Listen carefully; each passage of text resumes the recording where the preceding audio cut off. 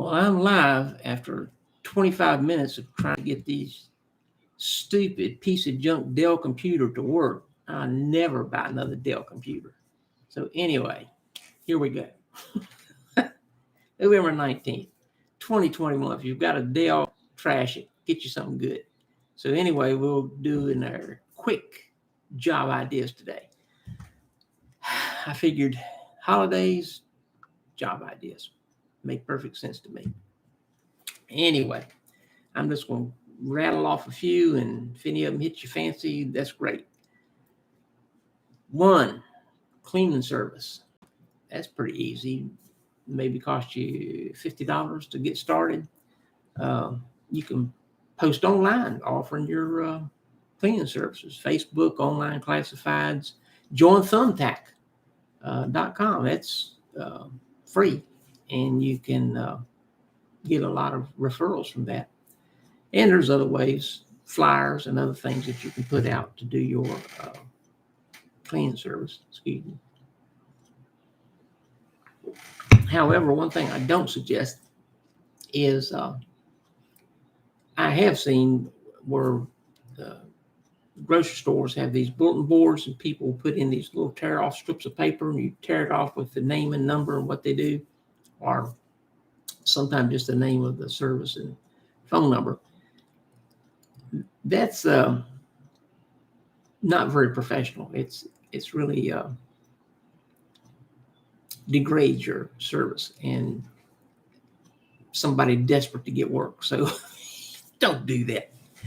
Anyway, benefits, you can schedule your own time. Usually cleaning services, if it's residential, you're doing it during the day. If it's commercial or businesses, you're doing it in the evening. Focus on where you want. If you're doing it by yourself, you can usually figure on charging about $20 an hour because there's just you. However, if you are hiring people and doing a job,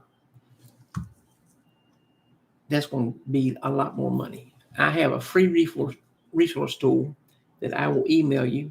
I developed it myself. It's no cost to you. I've used it for years.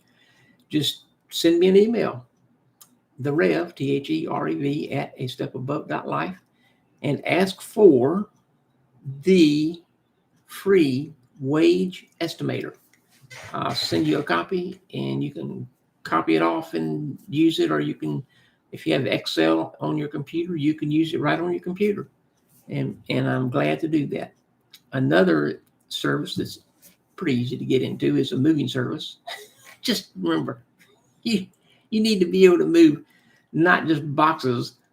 You need to be able to move heavy furniture and everything.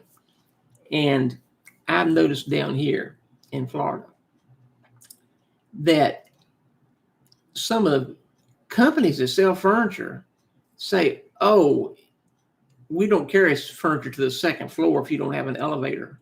What a sorry company. Man, I wouldn't deal with them. Their people are so lazy and sorry they won't carry something up a couple flights of stairs after you're paying hundreds or thousands of dollars for your furniture. Man, don't even deal with them. Don't fool with them. And some of them have exorbitant charges just to deliver your furniture. That's unconscionable. I can't even believe it.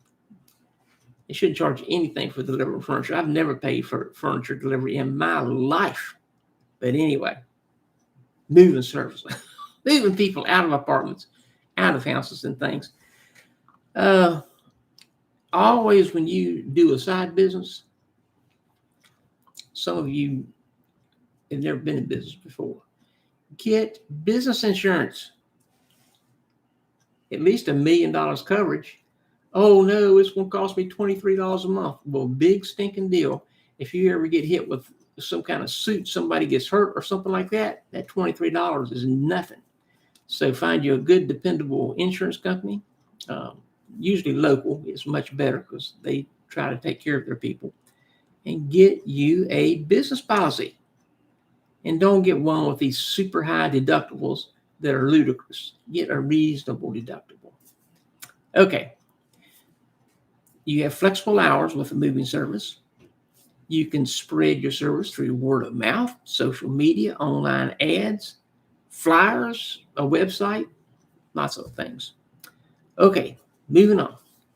Child caretaker or babysitter, whichever floats your boat. Anyway, if you're good with children, this is actually a fun one to do. In the past, when I was in the Navy, I did babysitting. And usually it was the parents with challenging children. And I found these children aren't so challenging if you listen to them and figure out what their motivations are and play the game. Kids love games. You can play the game. Some kids really would like to have stories told to them. Be a good storyteller. Some kids want to play games and stuff. Become a good game player. They're used to their parents not listening to them at all and shooing them off and telling them to go play video games or sit in front of the TV. For an adult to pay attention to them, oh yeah, you'll be the hero. Anyway, flexible hours. The hours can be daytime or nighttime, sometimes overnight. You can maybe take care of the kids for a date night or picking them up at school or taking them to an activity at school. It's a lot to pay for these things. And when you listen to the rates, think about what you're doing. Anywhere from $8 to $40 an hour. Is it one child or 4 children? Is it fixing them supper and making sure they get their baths and get to bed? Or is it just sitting with them till the parents come home? That will affect the rate. Okay, next, tutor. If you're good in 1 or 2 subjects, parents are anxious for their kids, no matter if it's elementary school, junior high school, or college. They want them to do well. So there's almost zero startup cost for this, except for maybe making flyers or some large style business cards that you can hand out at events. Get involved with, your local chamber events and kids events and school events and anything that you can get involved in where you can hand out your information. And also, I got a note to myself. SAT tutoring. If you're really good, you can do SAT tutoring, and there are nationally recognized SAT testing preparatory companies like Kaplan, Kaplan, and the Princeton Review that will pay you to tutor kids on passing the SAT. Okay, how about an event organizer or promoter?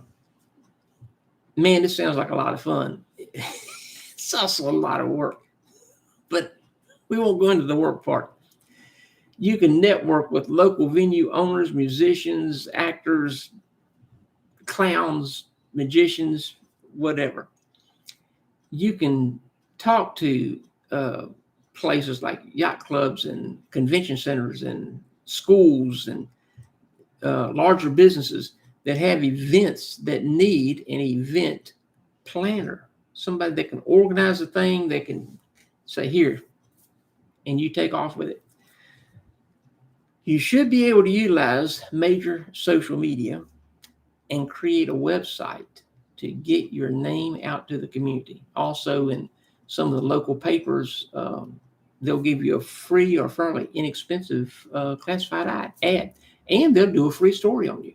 At least once, they'll do a free story about something you're doing. Maybe you're doing a craft fair or a carnival, and you get the organizer to mention you to the paper, and they're going, oh, okay, you know what exactly you're doing, and you get your name out there and your picture taken.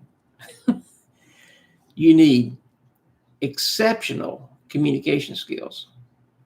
organizational skills. Know the fundamentals of business and marketing and finance. What's it costing you to put this thing on? You got to make a profit, and the people have to feel like they've gotten good value for their money. So, hope some of those ideas will work for you. If not, through the weeks, I'll probably be coming up with no telling how many more. But the big thing is flexibility. And the people that I think need the most flexibility, all families do, but single moms really need flexibility. So usually they're working a job, taking care of the children. Sometimes they're trying to improve their education. To have a source of income that's not going to drain them mentally, may drain them physically, but not mentally, is a good thing to have to bring in that extra money to further their education or to keep the family comfortable and afloat. So anyway, make it a great week. This is Friday, November 19th. Good gracious. Friday, November 19th.